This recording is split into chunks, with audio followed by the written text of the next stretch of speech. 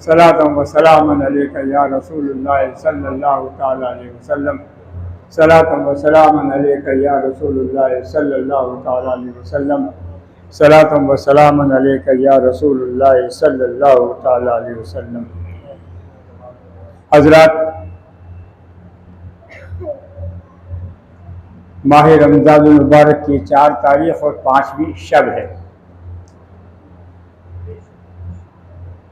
और हमारी इस बज़्म हुसैन को भी आज 5वां ही कमोबेश दिन है।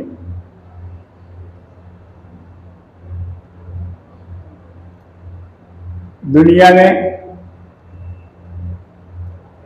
ये तारीख़ें, ये महीने और ये साल आते जाते रहेंगे, लेकिन ना आप रहेंगे ना हम रहेंगे। ये दुनिया की बहारें, ये दुनिया के ऐशो निशात, ये बेफिक्र जिंदगी, मौत से बेखबर होकर जिंदा रहना, ये इंसान की वो कमजोरी है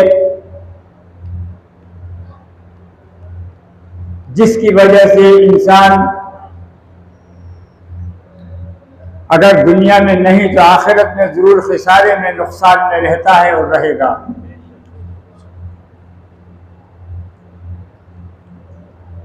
अल्लाह तबारक व तआला का एहसान है कि उसने हमें अपने हबीब जनाब मुहम्मद रसूलुल्लाह सल्लल्लाहु तआला अलैहि वसल्लम की उम्मत में पैदा फरमाया।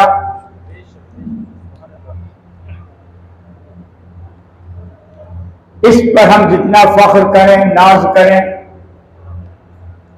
उतना कम है। लेकिन अफसोस की बात यह है कि हम सबसे बेहतरीन उम्मत होने के बावजूद अपनी जिम्मेदारी से बेखबर ही नहीं, बल्कि हमने राह फरार इख्तियार कर ली है। हम अपने असल रास्तों से, अपने असल मार्ग से, अपनी असल शाहराह से इतने दूर जा चुके हैं कि अगर दीनी सोच और कुरान की तालीम हम तक नहीं पहुंच सकी तो ईमान की लज्जत पाने के लिए इस तरफ दोबारा लौट आना मुश्किल ही नामुमकिन हो जाएगा।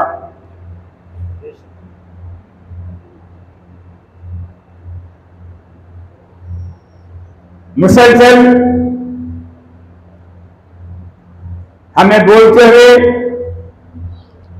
और ये पैगाम देते हुए, इस आगाही को सामने रखते हुए कमोबेश 20 बरस का जमाना हो गया। चाहे वो जुमे की तकरीर हो, जुमे का खिताब हो, चाहे किसी महफिल मिलाद का खिताब हो, चाहे शहादत नामे का प्रोग्राम हो, हमने हमेशा एक ही बात कही है कि जब तक हमारे जहनों में अल्लाह और अल्लाह के रसूल की मोहब्बत, जिसकी दावत, जिसकी तालीम कुरान ने नहीं दी है, उस अंदाज से जब तक हमारे दिलों में मोहब्बत नहीं आ सकेगी, हम सही माने में दुनिया में कामयाब नहीं हो सकेंगे। सहाबा किराम की जिंदगी और कामयाब जिंदगी का राज फकत हुजूर अकरम सल्लल्लाहु तआला अलैहि वसल्लम की मोहब्बत और कुरान के दामन को थाम लेना था। मैं समझता हूं कि कल जो मैंने सूरह ताहा की 124वीं आयत मैंने तिलावत की, अगर आपके ज़मीर जिंदा है, अगर आप में इस्लामी रूह मौजूद है औरत और मर्दों के अंदर, अगर उनको इस्लाम से मोहब्बत है, अगर उनको आखिरत में अल्लाह तबारक व तआला के दीदार की लगन तड़प बेचैनी है, जिस तरह एक मुहिब को अपने महबूब से मिलने की आरज़ू और तमन्ना होती है, जिस तरह एक आशिक को अपने माशूक से मिलने की तड़प और बेचैनी होती है, अगर यही बेचैनी हमारी ईमानी रूह में बेदार हो जाए तो यकीनन आज हम दुनिया के सरे फहरिस्त आ सकते हैं। मगर अगर कल की मेरी इस आयत के बाद भी हमारा ज़मीर बेदार नहीं होता, हमें दीनी हरारत पैदा नहीं होती, हमें यह एहसास नहीं होता कि काश हकीकत में ऐसा ना हो जाए कि कुरान की महरूमी हमें कब्र से अंधा उठने पर मजबूर कर दे। कभी सोचा, एहसास नहीं हुआ होगा। अगर एहसास हुआ है तो इस माइक की आवाज कम से कम 6 किलोमीटर दूर तक जा रही है। वहां के लोग बेदार हो जाते और इतना दम्मे गफीर यहां मौजूद होता कि सिर रखने को जगह कांप जाता। मुसलमान कांप जाता है इस आयत को सुनकर।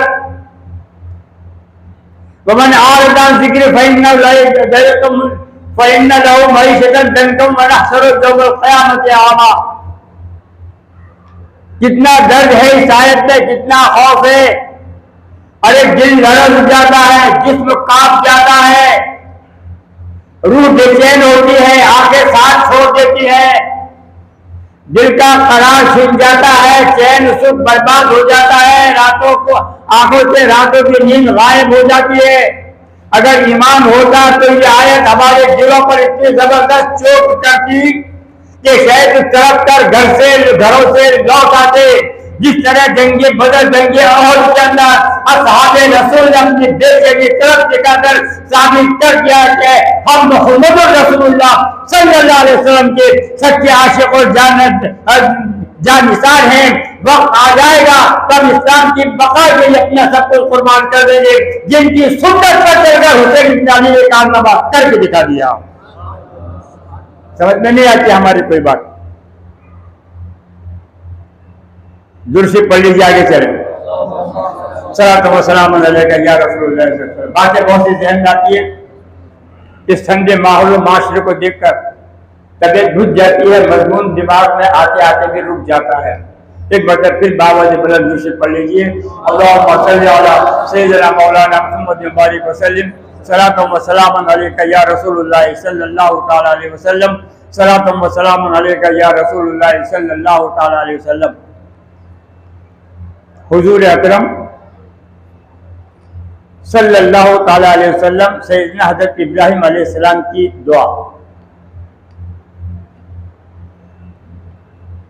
सिर्फ इसलिए कि जिस खाने काबा की तामीर इब्राहिम और इस्माइल, बात को समझने की कोशिश कीजिए मैं कहना क्या चाह रहा हूं।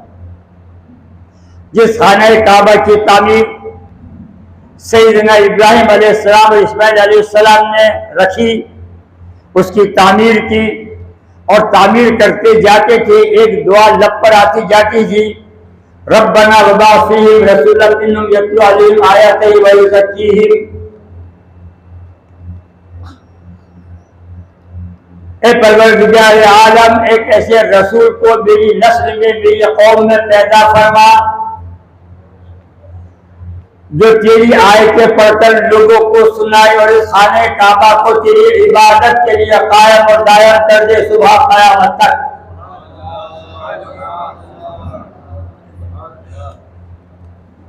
उस दुआ का असर आज भी हम देख रहे हैं और इंशाअल्लाह सुबह क़यामत तक देखा जाता रहेगा कि दुनिया के कोने कोने से सिमट कर हाजी और उम्रा करने वाले लोग वहां तवाफ किया करते हैं। और इब्राहिम अलैहिस्सलाम की दुआ यानी मालूम ये हुआ कि हुजूर अकरम सल्लल्लाहु अलैहि वसल्लम हज़रत इब्राहिम की मुराद थे। मांगा, किस लिए मांगा? क्या माबूद तेरी ये मखलूक जो बेरा रविक से इफ्तार किए हुए हैं, हजारों सैकड़ों खुदाओं को माने हुए हैं, तेरी याद से गाफिल है। एक ऐसा रसूल भेज मेरी नस्ल में, मेरी जुर्रियत में, मेरी औलाद में, ताकि तमाम दुनिया के लोगों को हजारों सैकड़ों डरों से हटा करके तेरे आगे सरदा सजूद कर दे। हुजूर अकरम सल्लल्लाहु ताला अलैहि वसल्लम ने जब इस्लाम की बुनियाद रखी, मैं आपको वो पहलू बताना चाहता हूं ताकि हमें एहसास हो कि हुसैन इब्न अली का कारनामा क्या था और उसको अमल में आया। ये जज्बा, ये ईसार, ये कुर्बानी का मामला कैसे पैदा हुआ? हकीकी इल्म, हकीकी तालीम और तारीख के हकीकी सबूतों के साथ, असनाद के साथ जब हम पढ़ेंगे तो हमें पता चलेगा कि सच्चाई दुनिया में क्या है। आज शरीयत हम पर गालिब है, हम समझना नहीं चाहते कि सही मायने में मामला है क्या। हुजूर अकरम सल्लल्लाहु सारे नबी आदम अलैहिस्सलाम का ईसा अलैहिस्सलाम तक किसी के लिए भी सैयदना इब्राहिम अलैहिस्सलाम ने दुआ नहीं की, बल्कि अपनी औलाद के लिए जो कहे, रब मेरी औलाद में एक ऐसे नबी को मबूस फरमा जो तमाम कायनात के अंदर तेरे दीन इस्लाम को रोशन और मुनव्वर कर दे और तेरे खाने काबा को हमेशा के लिए, नमाजियों के लिए, एहतिकाफ करने वालों के लिए, परहेजगारों के लिए, तक़वे वालों के लिए आबाद कर दे। ज्यादा गहराई नहीं जाऊंगा, मुझे वाक़या बयान करने, मगर मुख्तसर बात करते चल दुरूद शरीफ पढ़ लीजिए। सलातो व सलाम अलैका या रसूलुल्लाह। बातें इल्मी होती हैं, आसान ज़बान में बात करना चाहता हूं, शायद समझ में आ जाए। जिस तरह से हुजूर अकरम सल्लल्लाहु ताला अलैहि वसल्लम इब्राहिम अलैहिस्सलाम की मुराद है, उसी तरीके से सैयदना फारूक आज़म रज़ियल्लाहु ताला अन्हु हुजूर अकरम सल्लल्लाहु अलैहि वसल्लम की मुराद है। सारे सहाबा मुरीद हैं हुजूर के, सारे सहाबा मुरीद हैं हुजूर के, मगर मेरे फारूक आज़म मुराद है हुजूर के। ये इल्मी बातें ये सीखो, शियत से बाहर आ जाओ।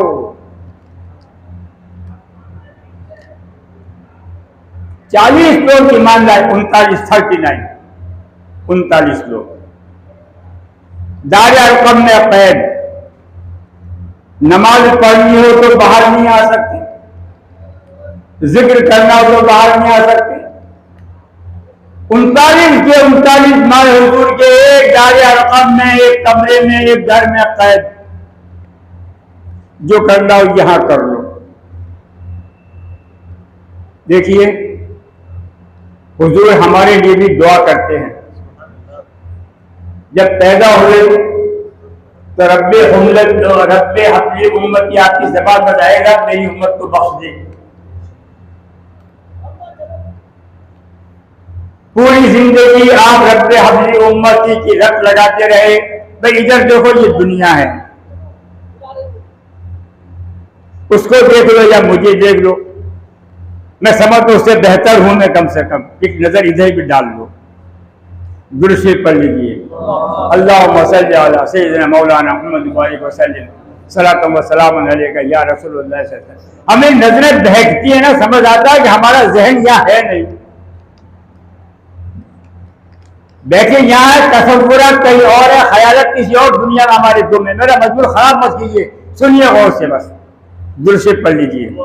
अल्लाहुम्मा सल्ली अला सय्यिदिना मौलाना सलातो व सलाम अलैका या रसूल। वही मरकज पे लाके छोड़ूंगा जहां में जाना है इंशाअल्लाह। कोई आजादी नहीं।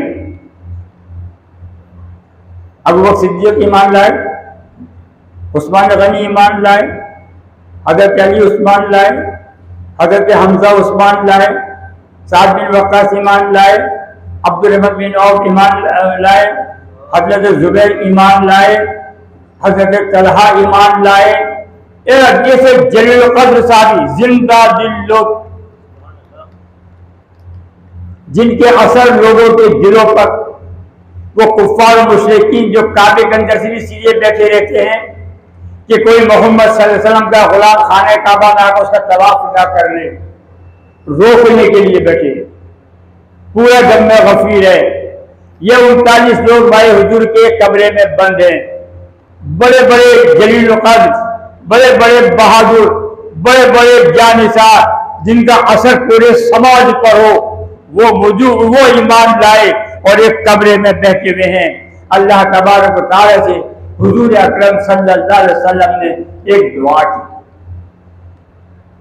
दुआ की, अल्लाहुम्मा अइज़्ज़ल इस्लामा बा उमर इब्न अल-खत्ताब। ए अल्लाह, इस्लाम की गाड़ी आगे जा नहीं रही है, अबू बकर ईमान लाए गाड़ी रुकी हुई है, उस्मान ईमान लाए गाड़ी रुकी हुई है, अली ईमान लाए और गाड़ी, समझ लो मैं कहां जा रहा हूं और क्या बोल रहा हूं। ये तारीख के हवाले अब्दुल्लाह इब्न जौज़ी रहमतुल्लाह अलैह ताला की और तारीख तबरी के हवाले से बोल रहा हूं मैं। हमने शियत का जान पढ़ लिया,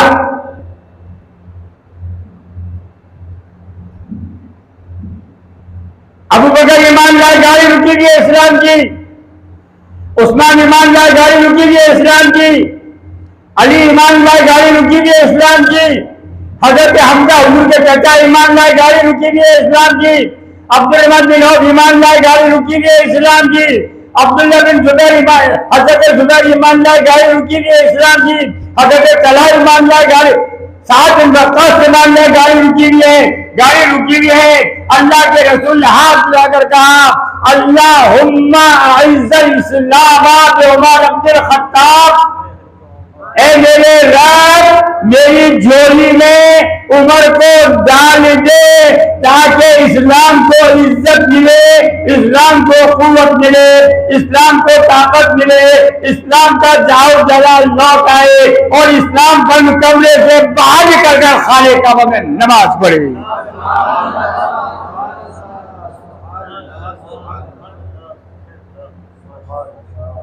हुजूर इब्राहिम अलैहिस्सलाम की मुराद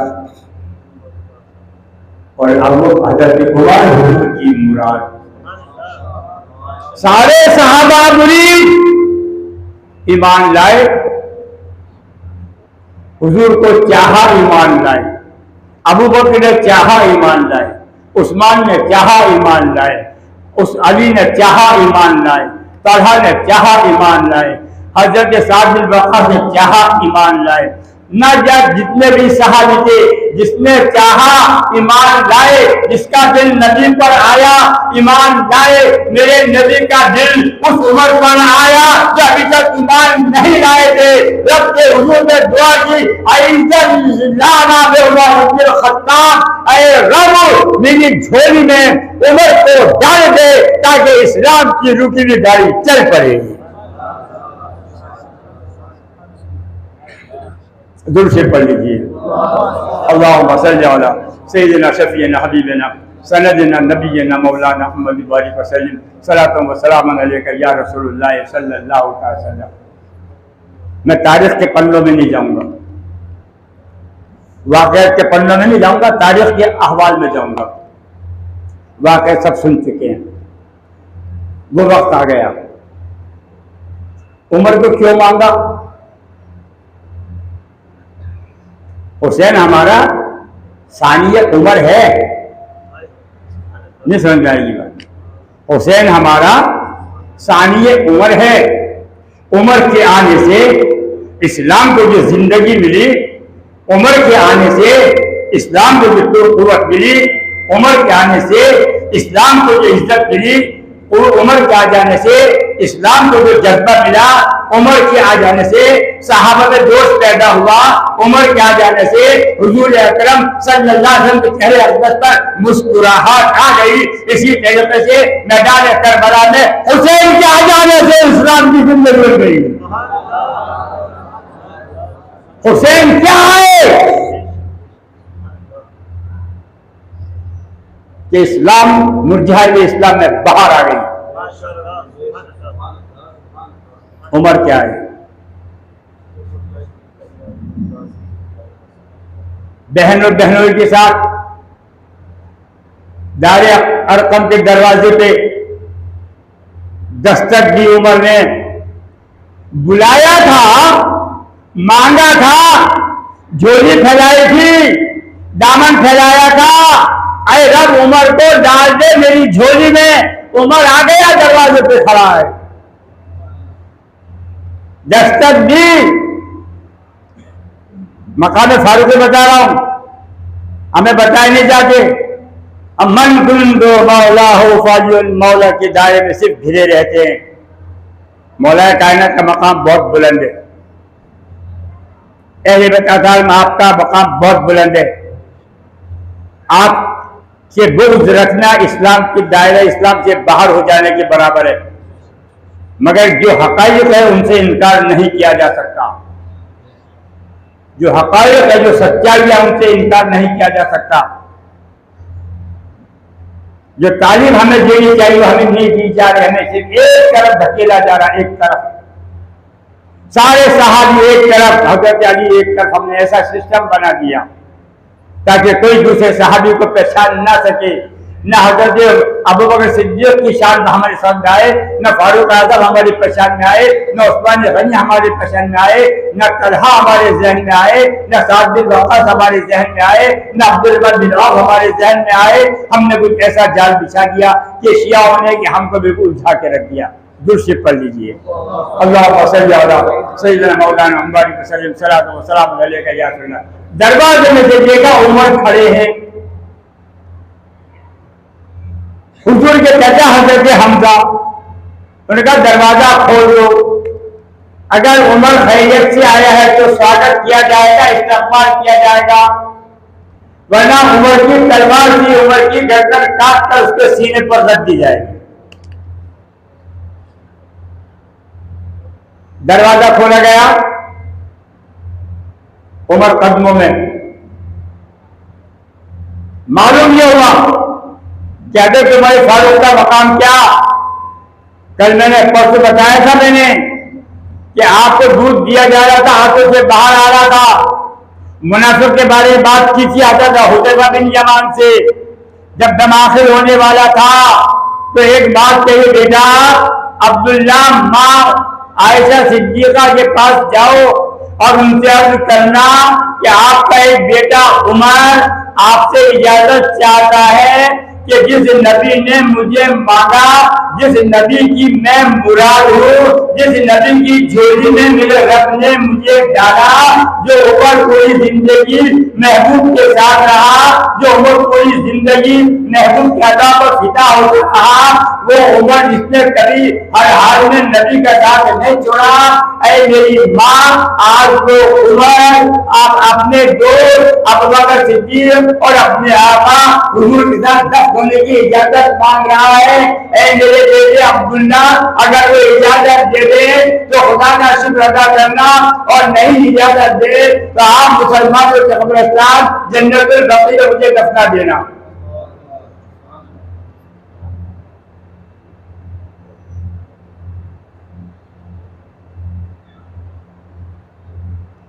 गए, अरीजा पेश किया, हजरत आयशा का दिल भर आया, उम्मुल मोमिनीन आयशा सिद्दीक़ा का दिल भर आया।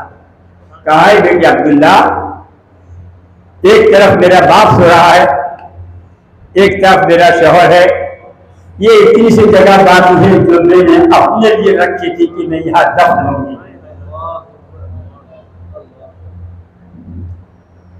एक पहलू पर मेरा बाप सो रहा है, अबू बकर सिद्दीक़ रज़ियल्लाहु ताला अन्हु, एक पहलू पर मेरा शौहर सो रहा है, हुजूर अकरम सल्लल्लाहु अलैहि वसल्लम। ये जगह मैंने अपने रखी थी। कि मैं अपने बाप और अपने आका के कदमों में आखिर वक्त जाके सो जाऊं, मगर क्योंकि उम्र का सवाल है इसलिए मैं अपने हक उम्र को दे देती हूँ। क्या उम्र, बस इतना ही इंतजार था। इधर से जवाब आया, उधर उमर की रूह परवाज कर गई। वो उम्र, दरवाजा खुला, कदमों में गिरे, ईमान लाए और कहा या रसूलुल्लाह सल्लल्लाहु अलैहि वसल्लम, मैंने आपको नबी तस्लीम कर लिया, इजाजत दीजिए, क्या हुक्म है, हमें इबादत कैसे करनी है? कहा ये कमरा मौजूद है। कहा नहीं, उमर ईमान लाया और कमरे में छुपकर इबादत करेगा, नहीं उमर आज खाने काबा में जाकर इबादत करेगा। एक हाथ में अबू फारूक आजम की तलवार, एक हाथ में हजरत हमजा की तलवार, और दोनों जियाले नौजवान तलवारें लेकर आगे आगे जा रहे, और पीछे पीछे ये 39 सहाबा इकराम का काफिला चला आ रहा है। मक्के में बैठे हुए, खाने काबा में बैठे हुए कुरैश इस इंतजार में थे कि उमर तलवार लेकर गया है, यकीनन मोहम्मद सल्लल्लाहु का सर कलम करके लाएगा, आज हमारी ईद होगी, जश्न होगा। देखा ये कि हज़रत उमर तलवार लहराते हुए खाने काबा में दाखिल हो रहे हैं। मक्के के सारे सरदार दम बखुद रह गए, हैरत में रह गए, ये क्या हुआ? और कहा गए मक्के के लोगों समझ लो, उमर आज इस्लाम ले आया है, हमारी नमाज खाने काबा में होगी, जिस शख्स को अपनी जान प्यारी हो अयो हट जाए, और अगर कोई सुबह चाहता तो मैदान में आ जाए।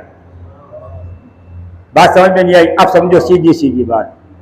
उमर आए, इस्लाम कब्र से बाहर आया।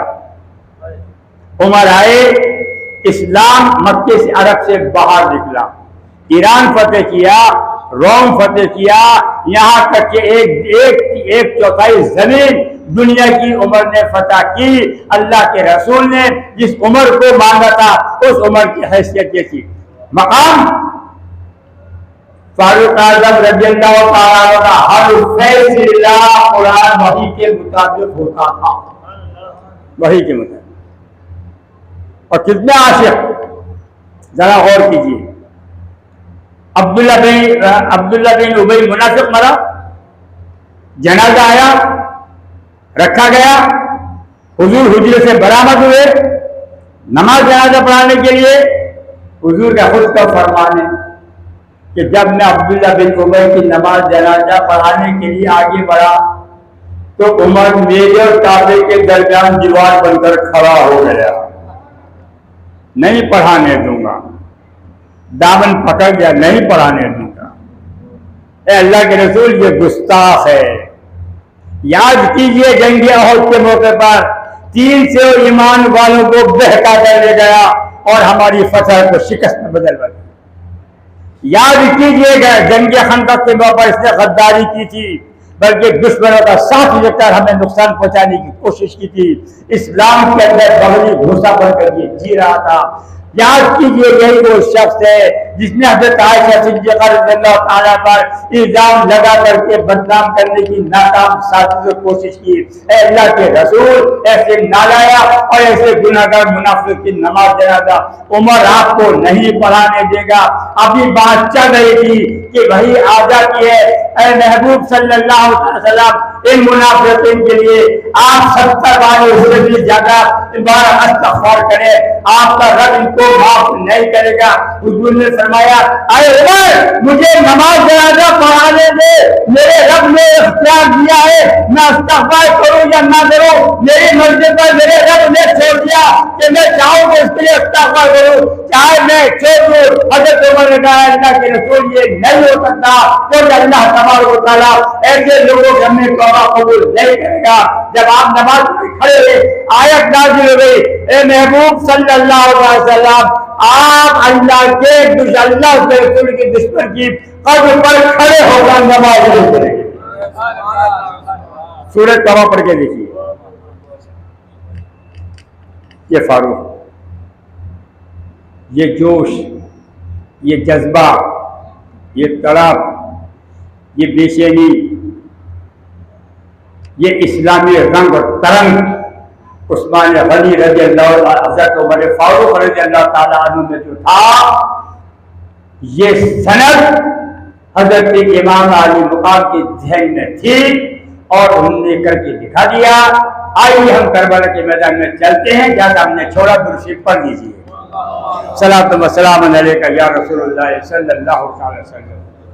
बहुत आसान शब्दों में, आसान ज़बान में, सीधे सीधे अंदाज में, इसलिए कि आप भी समझिए, ये औरतें भी समझे, और जो रस्म रिवाज बना रखे मुहर्रम पर इस पे बाज आ जाए।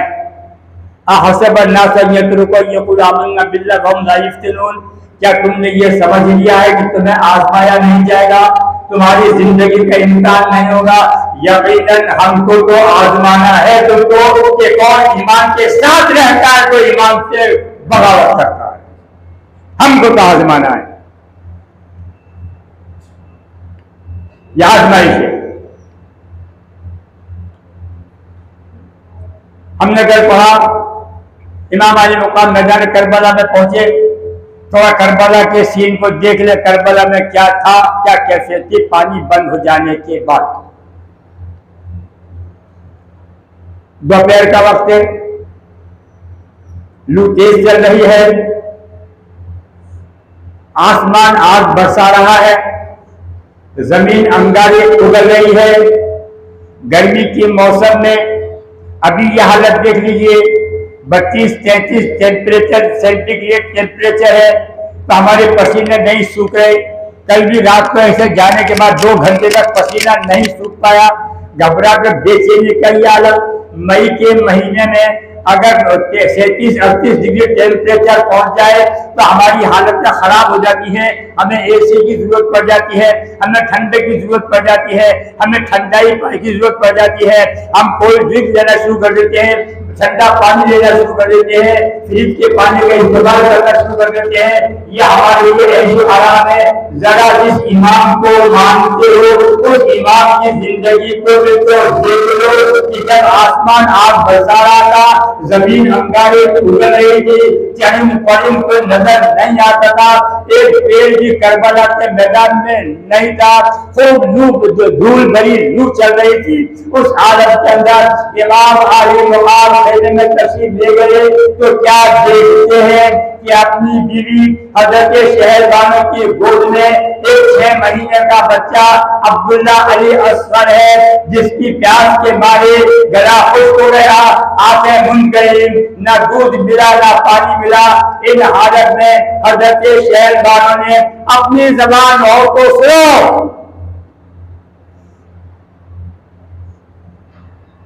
अपनी जबान माने, अपनी जबान अपने मासूम बेटे की गुनहगार की, शायद कि मेरी जबान चूस कर मेरी जबान की तरी से उसका हर को गीला हो जाए, उसकी जान बच जाए। ये मैदान करबला में इमाम हुसैन की आंखों ने देखा। उस बाप के दिल से पूछिए जिसको हुजूर ने फरमाया गया हुसैन जवाना ने जन्नत का सरदार है, उस सरदार की हालत क्या बीती होगी। मगर जियादे शहजादे रसूल अकरम सल्लल्लाहु अलैहि वसल्लम के, तूने अपने उम्मत की इज्जत आबरू बचाने के लिए, अपने दीन की आबरू बचाने के लिए अपने मासूम बच्चे को इस हालत में पहुंचा दिया।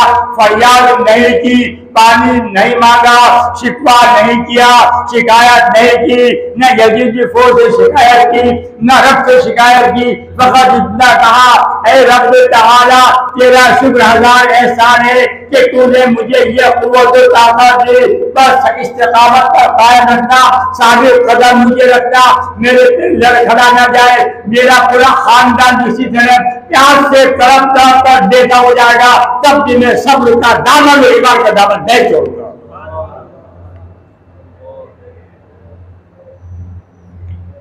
ये कैफियत देखकर इमाम अली मुकाम ने हाथ बढ़ाए, बच्चे को अपनी गोद में लिया, आंसू के चंद कतरे हलक में टपकाए। अचानक पीछे से ठंडी हवा का झोंका आया। करबला में कहाँ ठंडी हवा थी, मुड़कर देखा तो माजाई बहन ज़ैनब अपनी चादर से भाई को हवा कर रही। बहन को गले लगाना चाहते थे कि और मोहम्मद दोनों भाई 8-10 साल के मामू के कदमों में गिरे हुए हैं।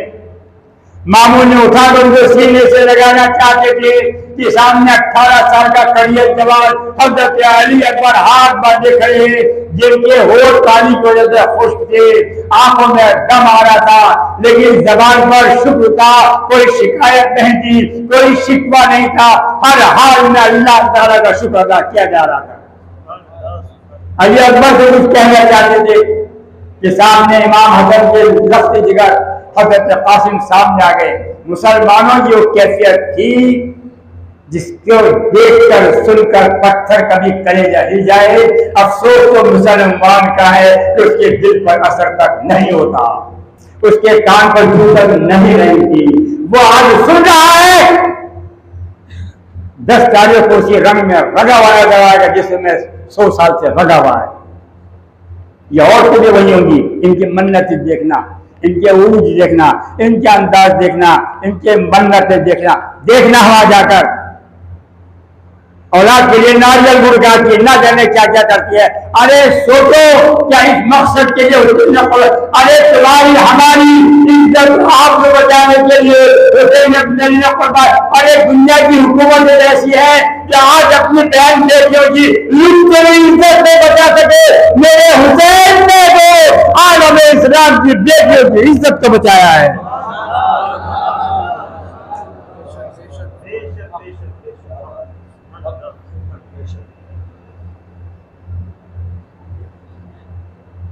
खैमे से बाहर आए, अपनी बीवी हजरत शहरबानो से मुखातिब हुए, कहने लगे शहरबानो तुम बादशाह यज़्द की हकीकत देखिए, नौशहर आदिल की भांजी हो। मैं मौजूद नहीं था, मगर मैं वो वक्त याद दिलाकर तुमको कहता हूं कि जब फतह ईरान हुआ था और ईरान की हजारों लाखों रुपए की मिल्कियत और माल गनीमत मुसलमानों के हाथ आया था, कई कनीज और लौले, कई कनीज और गुलाम हाथ आए थे, फतह करके लाए गए थे, माल गनीमत तकसीम किया जा रहा था। मैं मौजूद नहीं था, सुनो गौर से, मैं मौजूद नहीं था।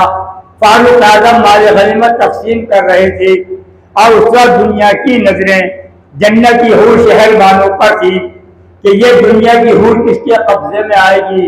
ऐ शहरबानों, मैं उस वक्त को याद दिलाकर तुमसे कहता हूँ, मैं उस वक्त मौजूद नहीं था जब सारे मुजाहिदान इस्लाम की नजरें तुम पर थी और तुमको हासिल करना चाहते थे। फारूक आज़म रज़ियल्लाहु ताला अन्हु के अल्फाज मुजाहिदीन के कानों में गूंजे कि ये शहरबानों और बादशाह और बादशाहों की बेटी पोती रही है। आज मैं ये बेहतरीन तोहफा मुसलमानों की तरफ से हुसैन इब्न अली के निकाह में देता हूँ।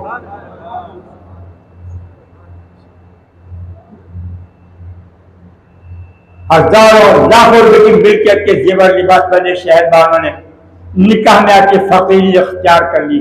हमारी तो बहन बेटियां बीवियां चाहती है कि हमारा शौहर हमें सोने में पीला करके रखे।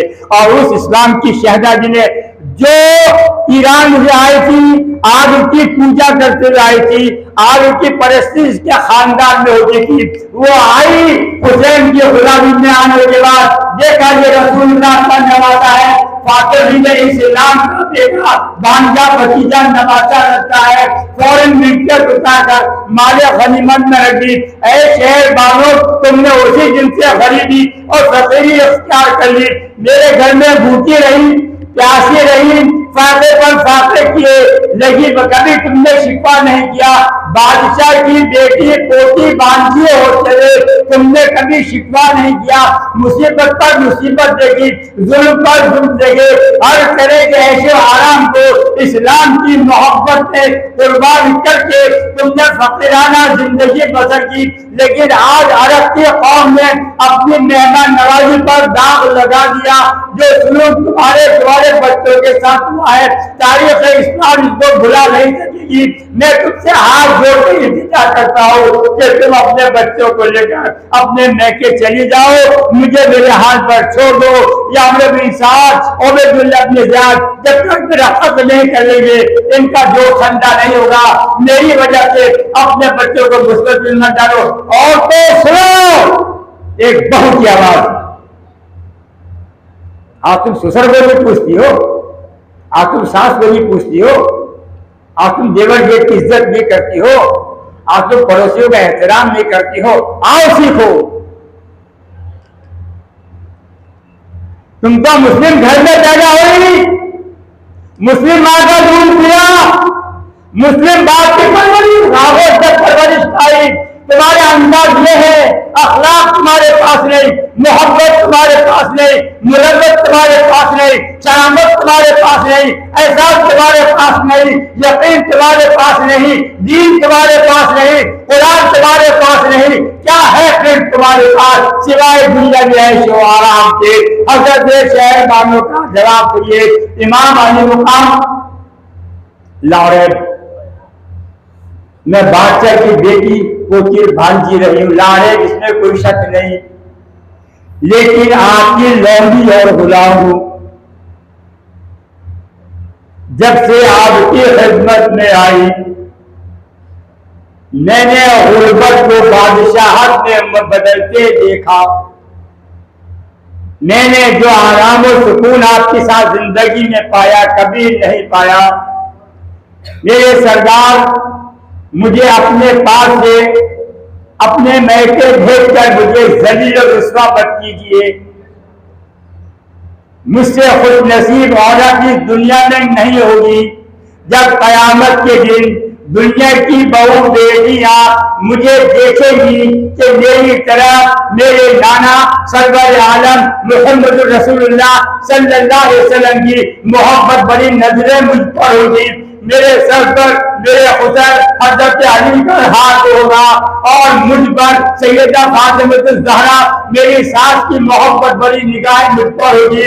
उस दिन मैं फख्र से उठेगी और फख्र आगे बढ़कर कहूंगी कि आपकी औलाद की मोहब्बत में जो कुछ मेरे पास था, मैं अपनी औलाद की भेंट चढ़ाकर इस्लाम को जिंदा कर दिया।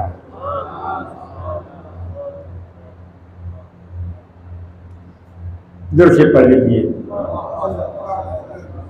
इतनी आवाज सुनने के बाद लोग घर से भी जोश नहीं आता है। कैसा मुसलमान है? अभी कुछ कहने का बुरा लग जाएगा, छोड़ो जाने दो। मैं अपने मकसद की बैठा हुआ, मकसद का बुरा। जोर से पढ़ लीजिए। अल्लाहुम्मा सल्ली अला सय्यिदना मौलाना व सल्लल्लाहु अलैका या रसूलुल्लाह सल्लल्लाहु तआला अलैहि वसल्लम। इमाम अली मुकाम, मेरी तकलीफ ज़ैनब और कुलसुम से बढ़कर नहीं, मेरे बच्चों की तकलीफ आपकी तकलीफ से बढ़कर नहीं। खुदा की कसम, मेरे इख्तियार में होता तो जिस तरह से जद्दे अमजद दादा इब्राहिम अलैहिस्सलाम ने अपने हाथ से अपने इस्माइल अलैहिस्सलाम की गर्दन पर छुरी रखकर हक़ बंदगी अदा कर दिया। खुदा के कसम, मेरे इख्तियार में होगा तो मैं भी अकबर और असगर को अपने हाथ से ज़िबा करके सुन्नत इब्राहिम को जिंदा कर देती। यहाँ तो शादी कुछ कह दे तो बाप कह दे तो माँ बाप से आ जाए। भाई यहाँ तो आलम ये है, मर्दों बहुत कुर्बान करने को तैयार है कि अगर आप इस्लाम की इज्जत पर झुके तो अपनी औलाद को कुर्बान कर दो। इमाम अली मुकाम खेमे से बाहर आए, कासिद सामने खड़ा था। कहा अभी अभी उबैदुल्लाह इब्न ज़ियाद का पैगाम आया है कि या तो बैत कर लीजिए यजीद की या जंग के लिए तैयार हो जाइए।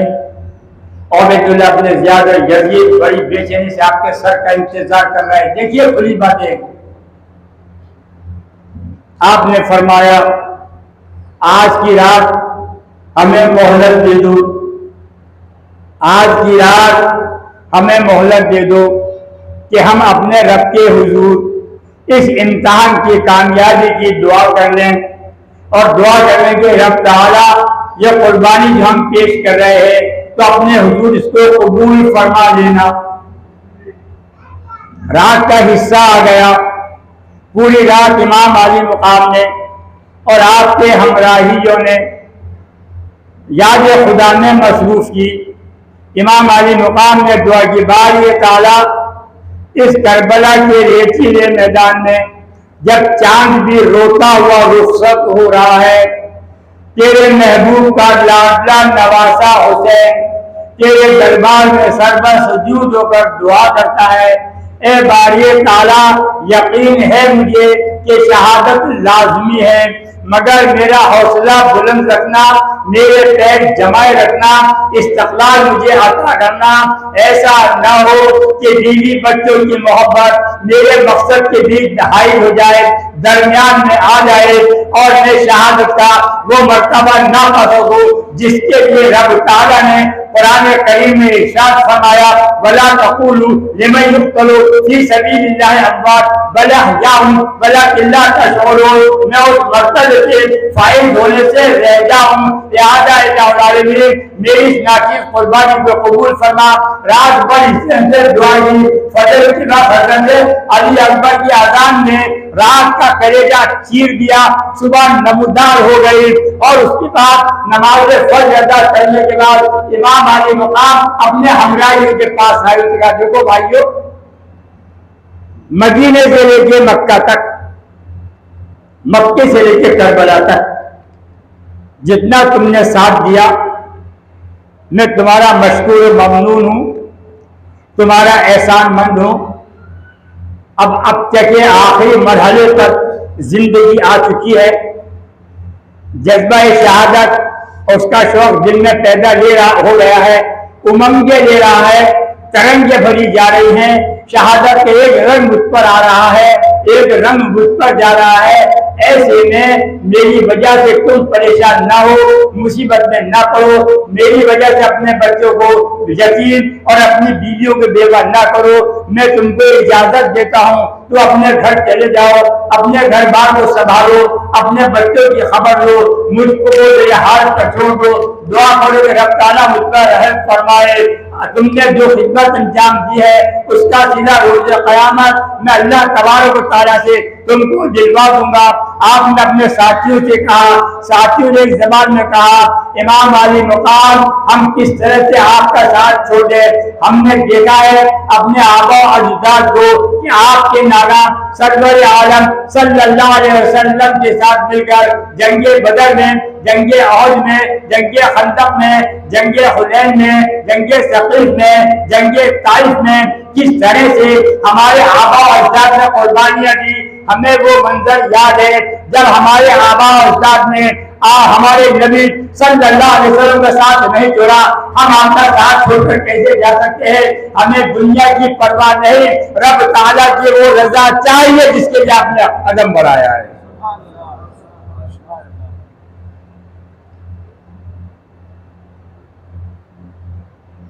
खामोश हो गए, आगे बढ़े। यजीद की फौज की तरफ में 72,000 की फौज, 72,000 फौज, और इधर लड़ने वाले इमाम हुसैन साहब जो नजाम नासिर 72 कितना परसेंट हुआ? 72,000 72 का परसेंटेज निकालो, 1,000 से भी ज्यादा हुआ, 1,000%, इससे भी ज्यादा हुआ। कोई बराबरी थी, कोई जंग थी? जुल्म था, जुल्म, ऐसा जुल्म जो इस दुनिया में, इस कायनात में, किसी तारीख में, किसी जमाने में नहीं हुआ। वो जुल्म आक़ाए दो आलम सल्लल्लाहु अलैहि वसल्लम का कलमा पढ़ने वाले उन्हीं बेहतरीन मुसलमानों ने किया, जिनके खानदान को हुजूर अकरम सल्लल्लाहु अलैहि वसल्लम के तोहफे जिंदगी मिली, ईमान मिला, फतहत का मौका मिला, उसकी औलाद का ये कारनामा था। आप आगे गए और कहे अमर बिन साहब, तुम जिस मकसद के लिए आए हो बहुत जल्द पूरा हो जाएगा, मगर याद रखो तुमने मुझे रोज़ा रसूल से, खाने काबा से जुदा करके वो तकलीफ पहुंचाई है जिसका बयान आसान नहीं। मगर मैं तुमसे कह देता हूं, अब भी खोटे खरी की परख लो, जांच लो, देख लो कि मैं कौन हूं, मैं क्या हूं। अगर तुम समझते हो तो अभी भी बात आ जाओ, और अगर तुम नहीं मानते हो और इस जिद पर अड़े हुए हो कि मैं यजीद की बैत कर लूंगा, यह मुमकिन नहीं है। मेरी जान तो जा सकती है, मेरा खानदान तो कट सकता है, लेकिन मैं यजीद के हाथ पर हाथ नहीं दूंगा, बैत नहीं करूंगा। मुझे घेर कर कूफा बुलाया गया। कूफे के लोगों ने तुम्हारे डर से घरों के दरवाजे बंद कर लिए, मुझे कूफे में घुसने नहीं दिया। तुमने रास्ते में मैदान में मुझे रोक लिया, मेरा घेरा डाल दिया, मुझे जाने देना नहीं चाहते। मैं तुम्हारे सामने 3 शर्तें रखता हूँ। पहली शर्त यह है कि जिन लोगों ने मुझे बुलाया था उनसे मेरा ताल्लुक नहीं रहा, राबता नहीं रहा, रिश्ता नहीं रहा, कोई कनेक्शन नहीं रहा, उन्होंने अपने घर के दरवाजे तुम्हारे खौफ से बंद कर लिए। लिहाजा मैं जिस मकसद के लिए आया था वो मकसद पूरा नहीं हुआ। अगर अभी तुम समझते हो तो मुझे वापस लौट जाने दो, मैं मदीना मक्का जाकर अल्लाह अल्लाह करके जिंदगी गुजार दूंगा। अगर ये भी नहीं मानते हो तो मुझे मेरा रास्ता छोड़ दो, मैं किसी भी इस्लामी सल्तनत की हुकूमत में जाकर, किसी भी इस्लामी सरहद में जाकर अल्लाह अल्लाह करके अपनी जिंदगी गुजार दूंगा। और ये भी पसंद नहीं है तो मेरे साथ चले चलो, मुझे यजीद के पास ले चलो, मैं खुद बैठ उसका मामला हल कर लूंगा। बाद मुवर्रिखीन कहते हैं कि आपने यजीद का नाम नहीं लिया। बहरहाल जो भी कुछ हुआ होगा, लेकिन उनके समझ में नहीं आया। हजरत हुर बिन रियाही जो इमाम अली कौम को घेर कर लाए थे, जब इन तीनों शर्तें सुनी तो अमर बिन साहब से कहा कि जब ये शर्तें बता रहे हैं, ये लौटना चाह रहे हैं, ये आगे बढ़ना नहीं चाहते, तुम्हारे खिलाफ हुजूम करना नहीं चाहते, जब उन्हें इंसानियत का हुक्म पेश कर दिया तो इनको जाने दो।